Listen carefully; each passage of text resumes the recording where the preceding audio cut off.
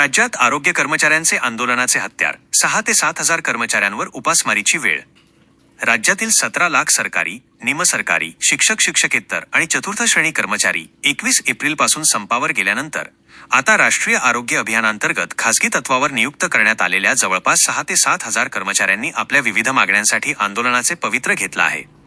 ग्रामीण भागातील विविध आरोग्य केंद्रांत रक्त संकलन कर्मचारी म्हणून सेवा देणाऱ्या या कर्मचाऱ्यांचे काम आरोग्य विभागाने अचानक थांबविल्याने त्यांच्यावर आणि त्यांच्या कुटुंबावर उपासमारीची वेळ आली आहे।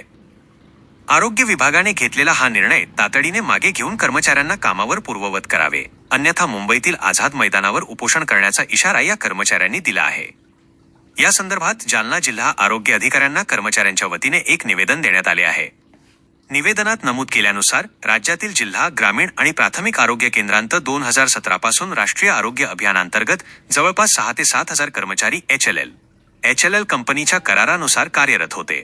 या करारांतर्गत शासकीय रुग्णालयात रक्त संकलन करण्याची महत्त्वाची जबाबदारी हे कर्मचारी पार पाडत होते।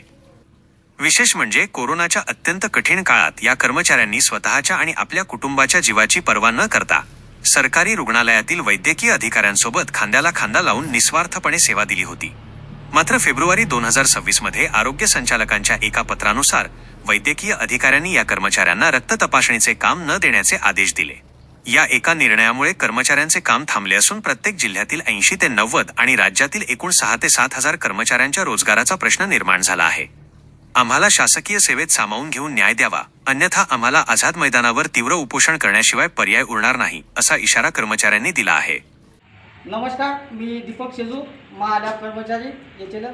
मी जवळपास 2017 पासून प्राथमिक आरोग्य केंद्र केळखेडा या ठिकाणी महालॅब अंतर्गत रक्त संकलन कर्मचारी म्हणून या ठिकाणी सेवा देतोय आणि 2-3 दिवस झाले माननीय संचालक साहेबांनी आदेश काढले की HLLचे जे कर्मचारी यांना बजेट नाही देण्यासाठी म्हणून त्यांना निलंबित करण्यात यावं।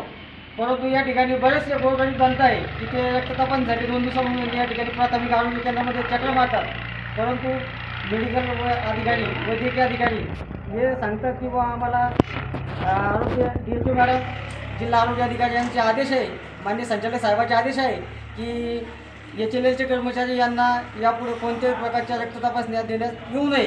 परंतु या ठिकाणी जे गोरगरीब जनता आहे याला 10 वर्षापासून जो लाभ होतोय तर तो लाभ या ठिकाणी टाळला जातोय। शासन या ठिकाणी या लोकांचं तोंड दाबण्याचं काम करतंय, परंतु या गरीब जनतेला जो सरकारी दवाखाना आहे तो बंद पाडण्याच्या तरी ते शासन या ठिकाणी दिसते। तरी वरिष्ठ अधिकारी, महाराष्ट्र राज्य आरोग्यमंत्री यांनी या गोष्टीकडे तातडीने लक्ष देऊन आपल्या आरोग्य डिपार्टमेंटमध्ये, आरोग्य विभागामध्ये जे काही सेवा बंद करण्यात आलेल्या आहेत तर त्या सेवा ताबडतोब चालू करून या गरीब मायबाप जनतेला न्याय देण्याचं काम करावं।